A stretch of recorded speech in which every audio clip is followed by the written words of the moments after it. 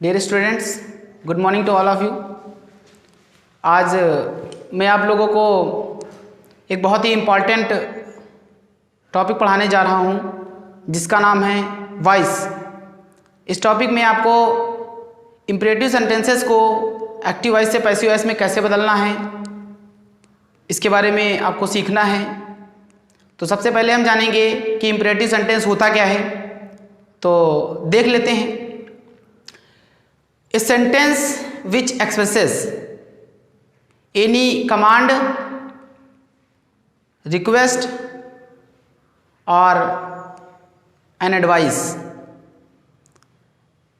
एक ऐसा वाक्य जो किसी आदेश को, सलाह को या फिर निवेदन को प्रकट करे, उसे इम्परेटिव सेंटेंस कहते हैं।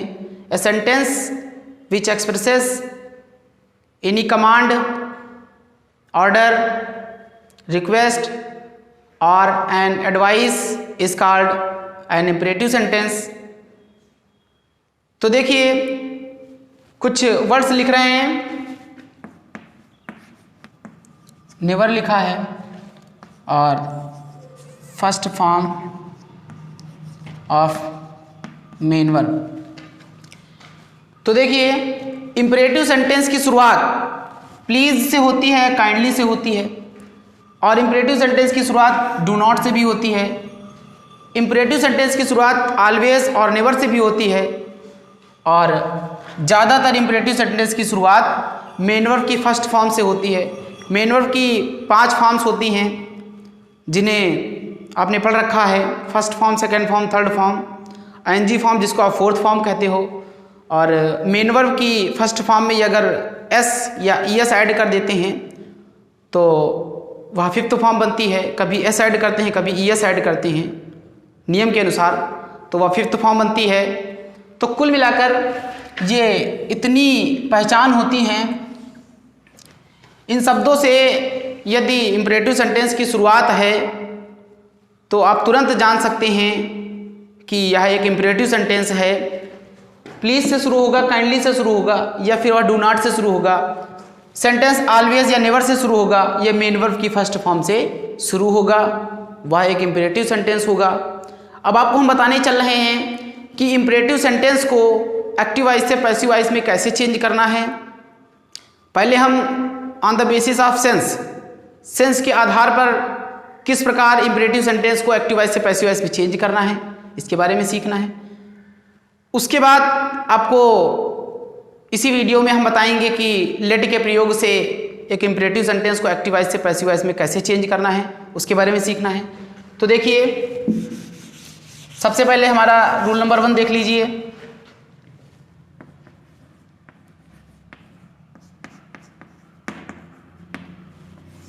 रूल नंबर 1, यदि सेंटेंस की शुरुआत प्लीज से या काइंडली से होती है,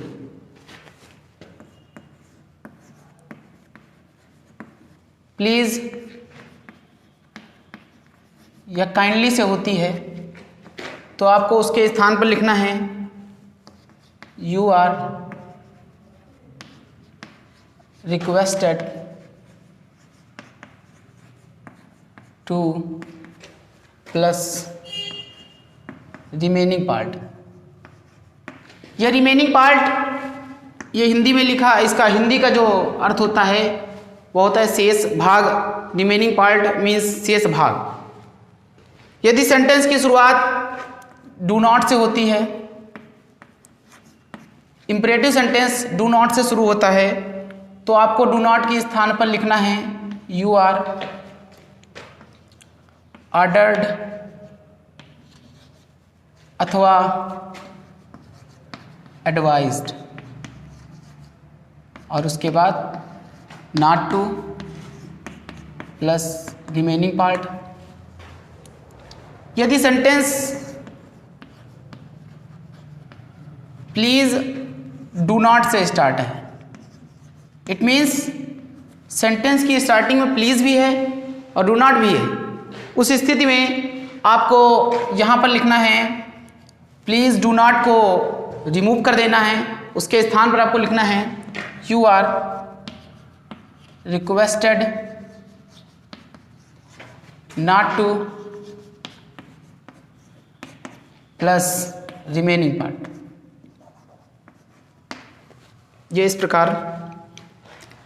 उसके बाद देखिए सेंटेंस मेन वर्ब की फर्स्ट फॉर्म से भी स्टार्ट होता है। First form of main verb, main verb की फर्स्ट फॉर्म से सेंटेंस स्टार्ट होता है। तो उसमें 3 कैटेगरी बनती हैं। पहले सेंटेंस में या तो आदेश का भाव होगा या निवेदन का भाव होगा या फिर कोई सलाह दी जा रही होगी। तो उसके अनुसार अगर भाव आदेश का है तो हमें उसके स्थान पर लिखना है you are ordered to plus remaining part. यदि आदेश का भाव है तो आपको लिखना है यू आर ऑर्डर टू, और यदि सेंटेंस में कोई सलाह दी जा रही है तो you are advised to plus remaining part. उसके बाद सेंटेंस में कोई प्रार्थना अथवा निवेदन किया गया है तो उसमें आपको लिखना है you are requested to plus remaining part. इस प्रकार मेन वर्ब की फर्स्ट फॉर्म से जब वाक्य शुरू होगा तो उसमें 3 भाव होंगे, या तो आदेश का भाव होगा या तो सलाह का भाव होगा या फिर कोई प्रार्थना की गई होगी, कोई निवेदन किया गया होगा। तो उन स्थितियों में अलग अलग तरह से आपको सेंटेंस को मोटिवेट करना है। इस प्रकार लिखना है। आदेश होगा तो आपको लिखना है you are order to plus remaining part. यदि सेंटेंस में कोई सलाह दी जा रही है तो you are requested, you are advise to remaining part. उसके बाद यदि सेंटेंस में कोई प्रार्थना की गई है, कोई निवेदन किया गया है तो उसमें आपको लिखना है you are requested to plus remaining part. शेष भाग आपको लिख देना है, लास्ट में फुल स्टॉप लगा देना है। तो इस प्रकार एक sentence imperative sentence passive voice में चेंज हो जाएगा। आगे देखिए, यदि इंपरेटिव सेंटेंस ऑलवेज से स्टार्ट होता है तो उसकी जगह आपको लिखना है you are advise always to plus remaining part. उसके बाद सेंटेंस अगर नेवर से स्टार्ट है तो इसकी जगह पर आपको लिखना है you are advise never to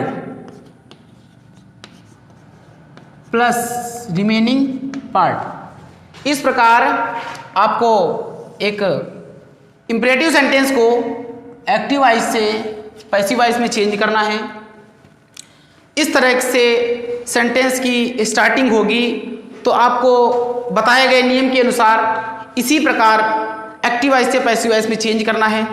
एक चीज़ और ध्यान रखना है, इंपरेटिव सेंटेंस कभी कभी प्लीज़ और काइंडली से स्टार्ट होता है और कभी कभी ऐसा भी होता है कि प्लीज़ और काइंडली ये दोनों वर्ड्स सेंटेंस के स्टार्टिंग में भी लिखे हो सकते हैं और कभी कभी सेंटेंस के लास्ट में लिखे हो सकते हैं। तब भी आपको घबराने की आवश्यकता नहीं है। वह सेंटेंस भी इंपरेटिव सेंटेंस होगा जिसकी स्टार्टिंग में प्लीज़ और काइंडली होगा, और वह सेंटेंस भी इंपरेटिव सेंटेंस होगा जिसके लास्ट में प्लीज़ या काइंडली दिया होगा। एग्जाम्पल की सहायता से आप समझने का प्रयास कीजिए। जैसे लिखा है यहाँ पर, प्लीज़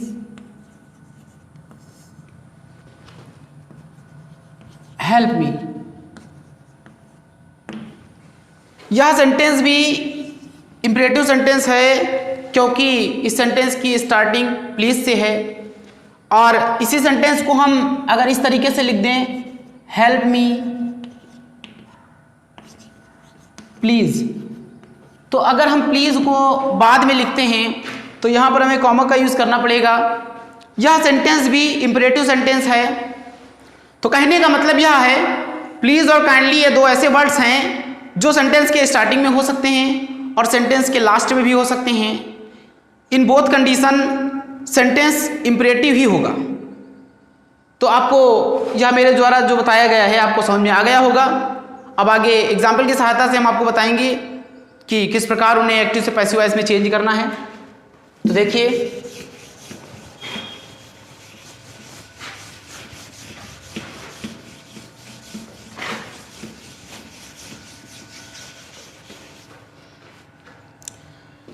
एक्टिव वॉइस का सेंटेंस दिया है please give me your book. अब इस सेंटेंस को पैसिव वॉइस में चेंज करना है। यहां पर देखिए प्लीज लिखा हुआ है। प्लीज या काइंडली के प्लेस पे, on the place of please और काइंडली आपको लिखना है यू आर रिक्वेस्टेड, क्योंकि प्लीज और काइंडली ये विनम्रतापूर्ण शब्द होते हैं। रिक्वेस्टेड टू, फिर उसके बाद यहां से इसको प्लीज को हम काट देंगे। इसको हम काटेंगे नहीं बल्कि इसको लिखेंगे नहीं, यहां से लिखेंगे to give me your book. इस प्रकार अगला सेंटेंस देखिए, एक्टिव वॉइस का दिया है। ये दिया हुआ है do not pluck a flower, pluck a flower. ये दिया है do not pluck a flower, एक फूल मत तोड़ो। इसको आपको पैसिव वॉइस में चेंज करना है। तो जब भी सेंटेंस डू नॉट से स्टार्ट होता है तो उस सेंटेंस में आप यू आर ऑर्डर्ड भी लिख सकते हैं और यू आर एडवाइज्ड भी लिख सकते हैं। सेंटेंस के भाव पर डिपेंड करता है कि उस सेंटेंस में किस प्रकार का भाव है। एक फूल मत तोड़ो यह एक आदेश भी हो सकता है, एक एडवाइस भी हो सकती है। तो आपकी जैसी मर्जी हो आप लिख सकते हैं। यहाँ पर लिखेंगे यू आर ऑर्डर्ड। चूंकि इसमें डू नॉट लिखा है इसलिए यहाँ पर नॉट के बाद कंजक्शन टू लगाएंगे, नॉट टू। तो यहाँ पर लिखेंगे you are ordered not to pluck a flower, pluck है फ्लावर। इस प्रकार पैसिव वॉइस में चेंज हो गया है। अब देखिए एक सेंटेंस हम ऐसा लिखना है जिसमें प्लीज भी होगा और डू नॉट भी होगा। तो please do not insult the poor, कृपया गरीबों का अपमान मत करिए। तो इस सेंटेंस को पैसिव वॉइस में चेंज करना है। यहाँ पर देखिए प्लीज डू नॉट लिखा हुआ है। प्लीज डू नॉट के प्लेस पे हमें लिखना है you are requested not to, you are requested not to.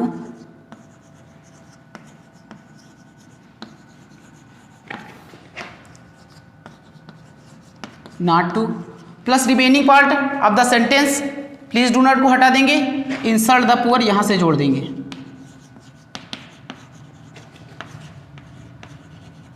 इस प्रकार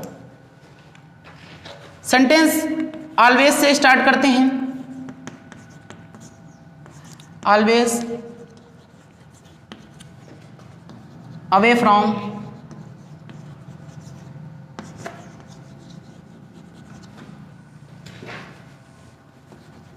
bad habits.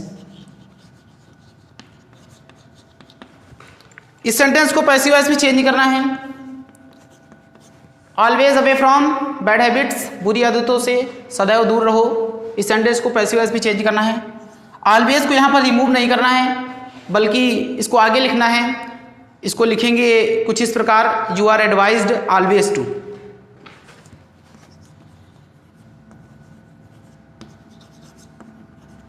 You are advised always to, फिर उसके बाद जो रिमेनिंग पार्ट बचता है सेंटेंस का वो लिख देंगे, अवे फ्रॉम बैड हैबिट्स। इस प्रकार सेंटेंस हो जाएगा। यदि सेंटेंस किसी मेन वर्ब की फर्स्ट फॉर्म से स्टार्ट होता है, किसी भी मेन वर्ब की फर्स्ट फॉर्म से स्टार्ट होता है, तो उस सेंटेंस का पहले तो हम अर्थ निकालेंगे। उसका अर्थ जैसा होगा, जैसा उसमें भाव होगा, आदेश का भाव हो सकता है, सलाह का भाव हो सकता है, कोई रिक्वेस्ट दी होगी, प्रार्थना का भाव हो सकता है, तो उसके अकॉर्डिंग उसे भाव के अनुसार चेंज कर लेना। यदि भाव आदेश का है तो आपको you are order to plus शेष वाक्य उसी में ऐड कर देना है। यदि भाव सलाह का हो तो उसी में you are advised to plus sentence को उसी में ऐड कर देना है। यदि उस सेंटेंस से कोई निवेदन किया गया, उस सेंटेंस में कोई प्रार्थना की गई है, तो you are requested to plus शेष वाक्य उसी में ऐड कर देंगे। इस प्रकार on the basis of sense एक एक्टिव वॉइस सेंटेंस को पैसिव वॉइस में चेंज कर सकते हैं। भाव के आधार पर एक एक्टिव वॉइस सेंटेंस को पैसिव वॉइस में चेंज कर सकते हैं, वो भी एक इम्परेटिव सेंटेंस को। अब आगे हम बताने चल रहे हैं कि लेट के प्रयोग से आप एक एक्टिव वॉइस सेंटेंस को, इम्परेटिव सेंटेंस को एक्टिव वॉइस से पैसिव वॉइस में कैसे चेंज कर सकते हैं, इसके बारे में हम चर्चा करेंगे। तो देखिए,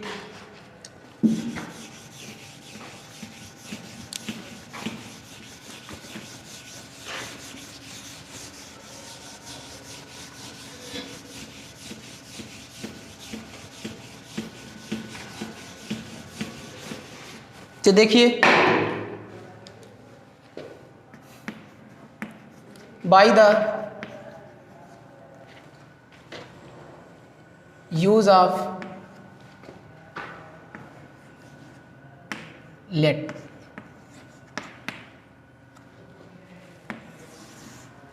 लेट के प्रयोग से एक इंपरेटिव सेंटेंस को पैसिव वॉइस में चेंज करना है। तो सबसे पहले जान लीजिए कि लेट मीन्स होता क्या है। लेट ये मेन वर्ब की फर्स्ट फॉर्म है, एक मेन वर्ब है। लेट की तीन अवस्थाएं आपके सामने लिखी हैं, फर्स्ट फॉर्म, सेकेंड फॉर्म और थर्ड फॉर्म। लेट के तीन अर्थ होते हैं। किसी व्यक्ति को अनुमति देना, किसी कार्य के लिए किसी व्यक्ति को अनुमति देना।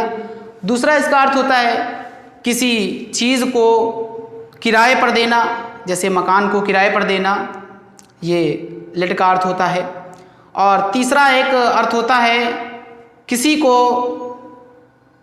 वही कार्य करने देना जो वह कार्य कर रहा है। जैसे कोई बच्चा सो रहा है तो उस बच्चे को सोने दो। तो इसके तीन अर्थ होते हैं, किसी को किसी कार्य के लिए अनुमति देना, परमिशन देना, और किसी चीज़ को किराए पर देना। और इसका तीसरा जो अर्थ होता है वह होता है कि जो कार्य जैसे हो रहा है उसको वैसे ही ठीक होने देना। ये लेट के तीन अर्थ होते हैं। और लेट का फर्स्ट फॉर्म, सेकंड फॉर्म और थर्ड फॉर्म तीनों एक ही जैसे होते हैं। तो हम आपको बताएंगे कि लेट के प्रयोग से किस प्रकार एक इंपरेटिव सेंटेंस को एक्टिव से पैसिव वॉइस में चेंज कर सकते हैं। तो देखिए, फर्स्ट में देखना है, रूल नंबर 2 हो जाएगा ये हमारा। फर्स्ट में देखना है, यदि वाक्य first form of main verb से स्टार्ट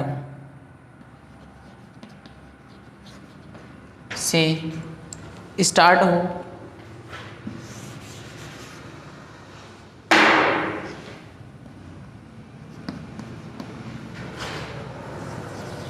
तो फार्मूला कुछ ऐसे रहेगा, let plus object plus be plus main verb का third form plus by you plus other word. ये इस प्रकार इसका फार्मूला रहेगा।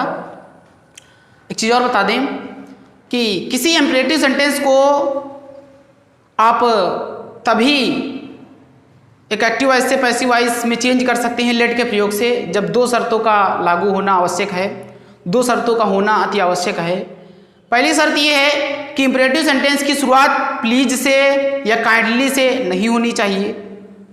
दूसरी शर्त ये है कि इंपरेटिव सेंटेंस में इनडायरेक्ट ऑब्जेक्ट जिसको सजीव कर्म कहते हैं या डायरेक्ट ऑब्जेक्ट जिसको निर्जीव कर्म कहते हैं, और बोथ टाइप्स ऑफ ऑब्जेक्ट्स, दोनों प्रकार के ऑब्जेक्ट, सजीव और निर्जीव दोनों प्रकार के ऑब्जेक्ट उपस्थित होने चाहिए।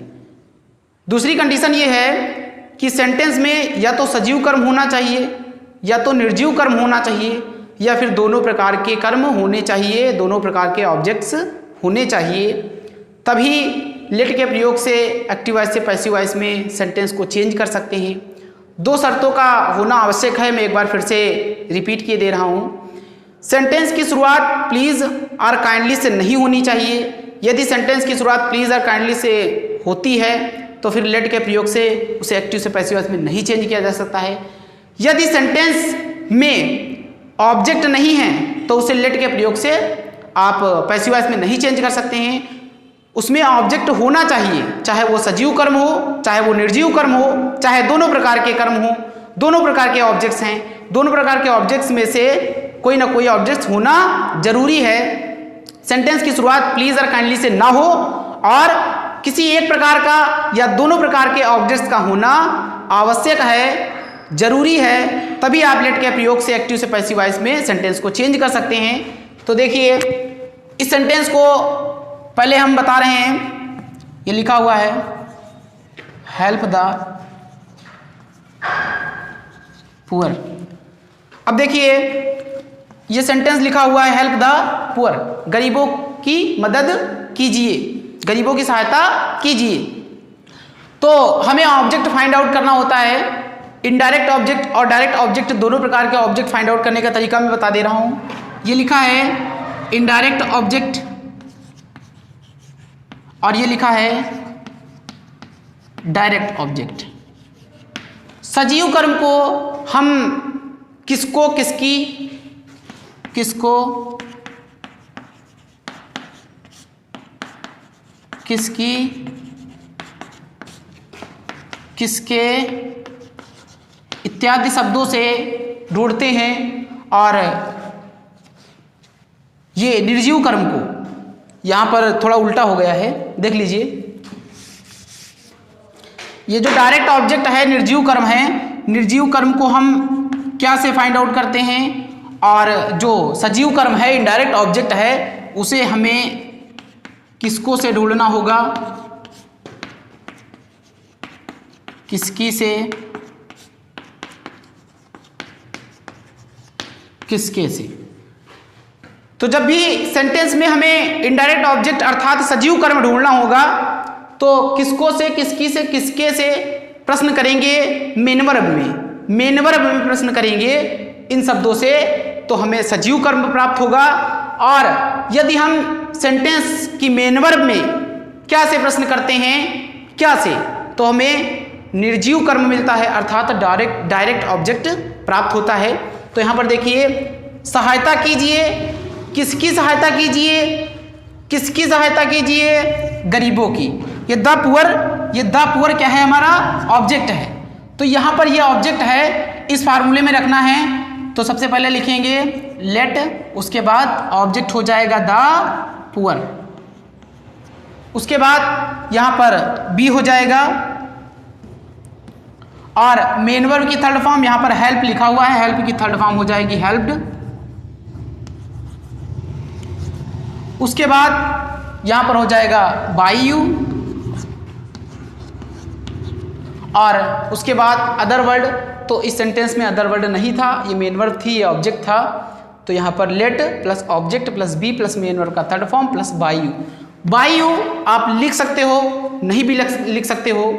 अगर आपकी मर्जी हो तो आप बाय यू लिखो, यदि आपकी मर्जी नहीं है तो बाय यू मत लिखो।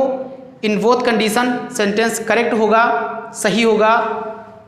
इंपरेटिव सेंटेंस का कर्ता सदैव यू रहता है, जो छिपा रहता है, इसलिए यहाँ पर इसका ऑब्जेक्टिव केस यू ही लिखा जाता है। यू का सब्जेक्टिव केस और ऑब्जेक्टिव केस दोनों सेम होते हैं, तो यहाँ पर बाय यू इसलिए लिखा जाता है। यदि आप नहीं भी लिखते हो तब भी करेक्ट सेंटेंस माना जाता है। तो let the poor be helped bye you. अब दूसरी कंडीशन देखिए, जब वाक्य do not, never say start हो,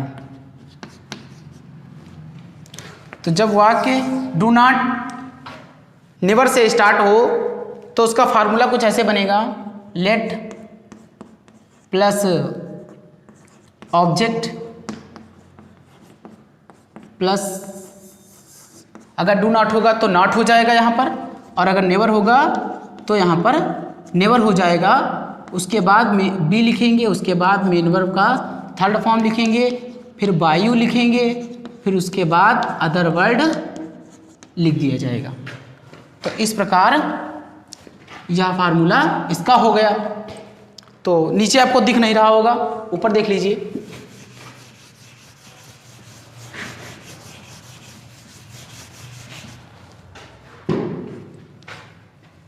ये लिखा है do not make a noise in the class. तो देखिए यहां पर सेंटेंस की शुरुआत डू नॉट से है, डू नॉट से सेंटेंस की शुरुआत है, do not make a noise in the class, कक्षा में शोर मत करो। तो इस सेंटेंस को हमें लेट से पैसिव वॉइस में चेंज करना है। तो हम सबसे पहले लिखेंगे लेट। तो पहले हमें ऑब्जेक्ट फाइंड आउट करना है। तो हम सेंटेंस की मेन वर्ब में प्रश्न करते हैं, जैसा कि हमें देखने को मिल रहा है ए नॉइस, शोर। शोर जो है वह निर्जीव कर्म होता है। तो हम क्या से प्रश्न करते हैं, क्या मत करो, कक्षा में क्या मत करो शोर।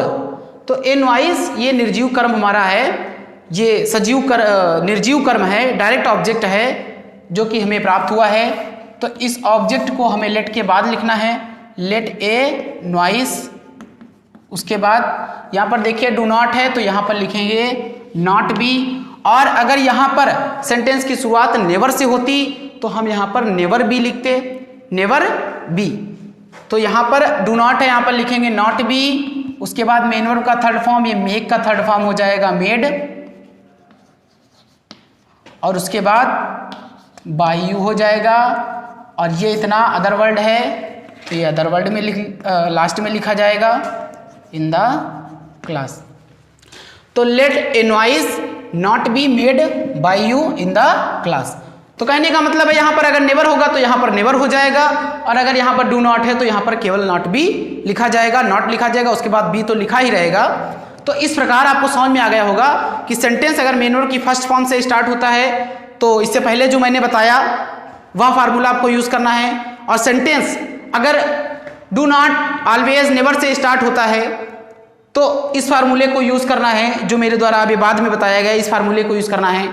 थोड़ा सा ध्यान रखना है, यदि डू नॉट है तो यहाँ पर नॉट भी हो जाएगा, अगर स्टार्टिंग में ऑलवेज है तो ऑलवेज भी हो जाएगा, और अगर स्टार्टिंग सेंटेंस की स्टार्टिंग नेवर से है तो यहाँ पर नेवर बी और प्लस मेन वर्ब का थर्ड फॉर्म लिखा जाएगा। इस प्रकार लेट के प्रयोग से सेंटेंस को एक्टिव वॉइस से पैसिव वॉइस में चेंज कर लिया जाएगा। इसके बाद हम आपको एक और आखिरी नियम बताने चल रहे हैं। जिस सेंटेंस में इंपरेटिव सेंटेंस में दोनों प्रकार के ऑब्जेक्ट्स दिए होंगे, सजीव कर्म भी होगा और निर्जीव कर्म भी होगा, दोनों प्रकार के ऑब्जेक्ट्स के होने पर किस प्रकार सेंटेंस को चेंज करना है एक एक्टिव वॉइस से पैसिव वॉइस में। तो देखिए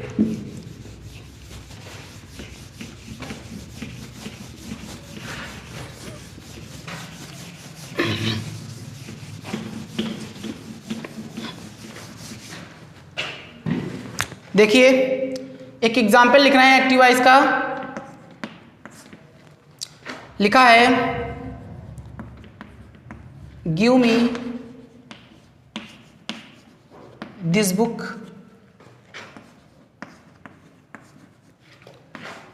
अगेन, और इसे पैसिव वॉइस में चेंज करना है। तो देखिए give me this book again, तो तो सेंटेंस की मेन वर्ब में हम प्रश्न करते हैं, इसका हिंदी अर्थ जान लेते हैं। Give me this book again, मुझे यह पुस्तक पुनः दे दीजिए, फिर से दे दीजिए। तो सेंटेंस की मेन वर्ब में हम प्रश्न कर रहे हैं, मुझे पुनः क्या दे दीजिए, दिस बुक। क्या से प्रश्न करने पर हमें निर्जीव कर्म प्राप्त होता है, जैसा कि मैंने बताया था। निर्जीव कर्म ये हुआ।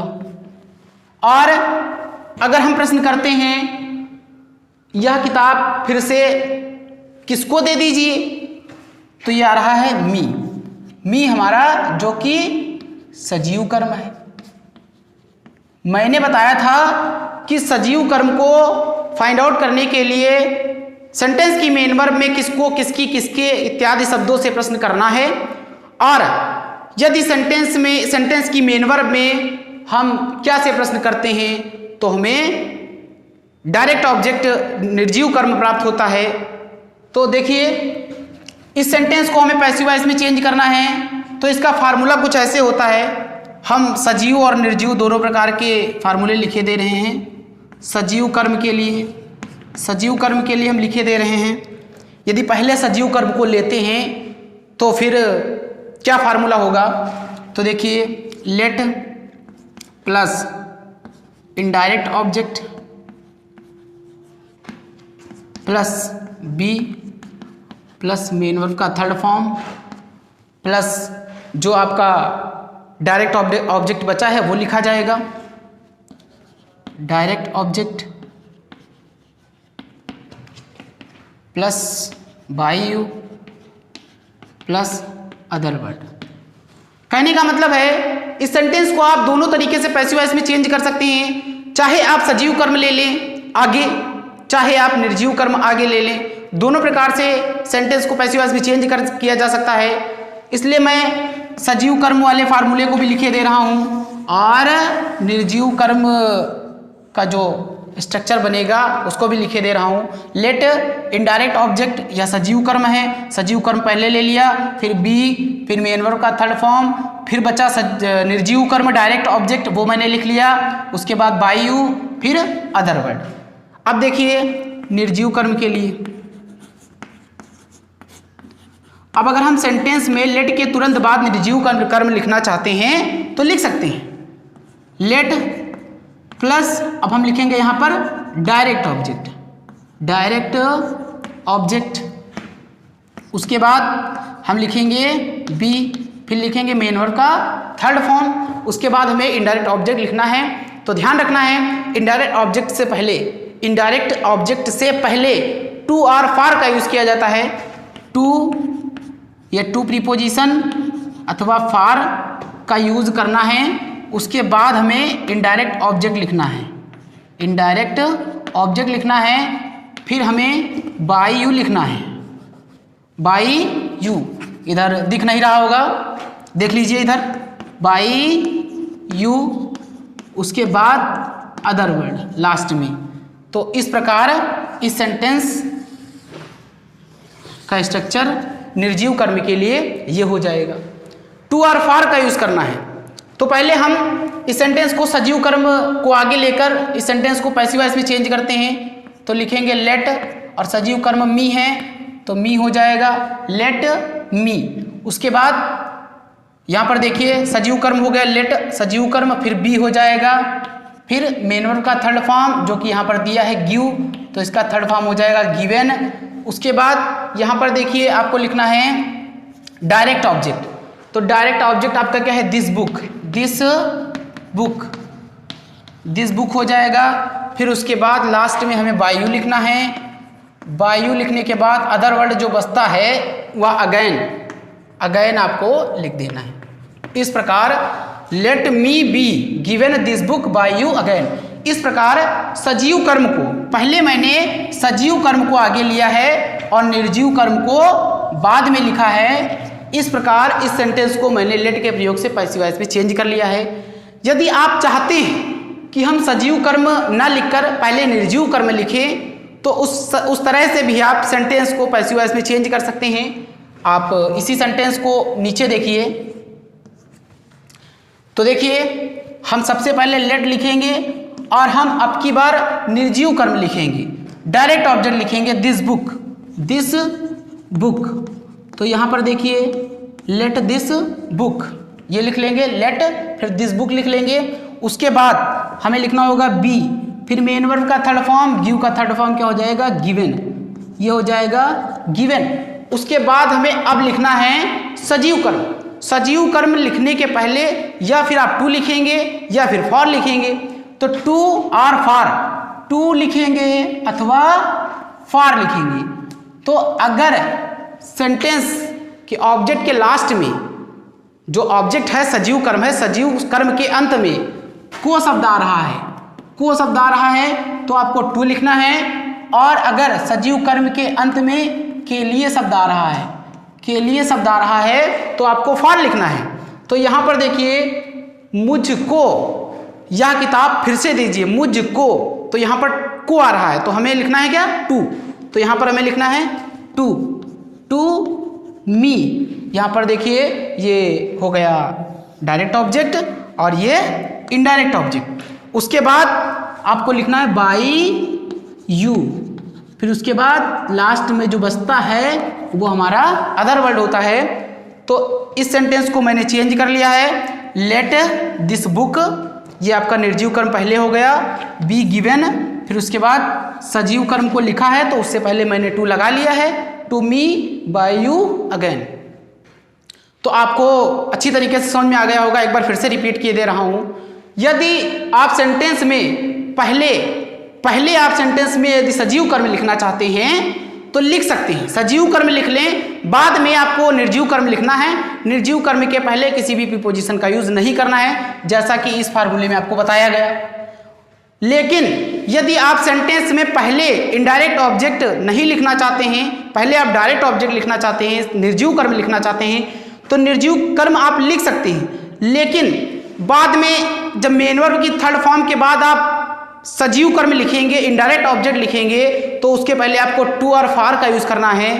यह डिपेंड करता है सेंटेंस के सजीव कर्म के बाद जो उच्चारण होता है, जो शब्द उच्चारण में आता है, उस पर डिपेंड करता है। सजीव कर्म के बाद में यदि को शब्द आता है तो आपको टू लगाना है, यदि के लिए शब्द आता है तो आपको फॉर का यूज करना है। इस प्रकार यदि एक इम्परेटिव सेंटेंस में सजीव कर्म और निर्जीव कर्म अर्थात डायरेक्ट ऑब्जेक्ट और इनडायरेक्ट ऑब्जेक्ट दोनों प्रकार के ऑब्जेक्ट दिए हैं, तो इस सिचुएशन में, इस कंडीशन में लेट के प्रयोग से किस प्रकार एक इम्परेटिव सेंटेंस को एक्टिव वॉइस से पैसिव वॉइस में चेंज करना है, आज इसी पर मैंने चर्चा किया है। तो मैंने इस वीडियो के माध्यम से आपको सेंस के आधार पर एक इम्परेटिव सेंटेंस को पैसिव वॉइस में कैसे चेंज करना है सबसे पहले मैंने वो बताया। उसके बाद जो मेन वर्ब का फर्स्ट फॉर्म होता है उससे सेंटेंस की स्टार्टिंग होती है, तो किस प्रकार पैसिव वॉइस में चेंज करना है यदि ऑब्जेक्ट एक ही प्रकार का दिया हो, एक ही तरह का दिया हो तो। और बाद में मैंने लास्ट में ये भी बताया कि यदि सेंटेंस में दोनों प्रकार के ऑब्जेक्ट दिए हों, सजीव कर्म और निर्जीव कर्म दोनों प्रकार के ऑब्जेक्ट दिए हों, तो किस प्रकार एक एक्टिव वॉइस सेंटेंस को पैसिव वॉइस में बदलना है।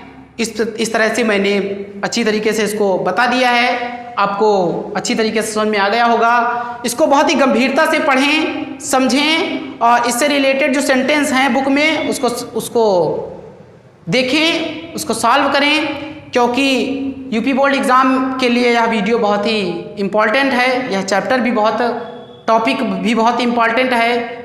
ऐसे ही सेंटेंस यूपी बोर्ड में पूछे जाते हैं। मुझे उम्मीद है कि आपको यह वीडियो बहुत अच्छा लगा होगा, बहुत अच्छी तरीके से समझ में आ गया होगा। धन्यवाद।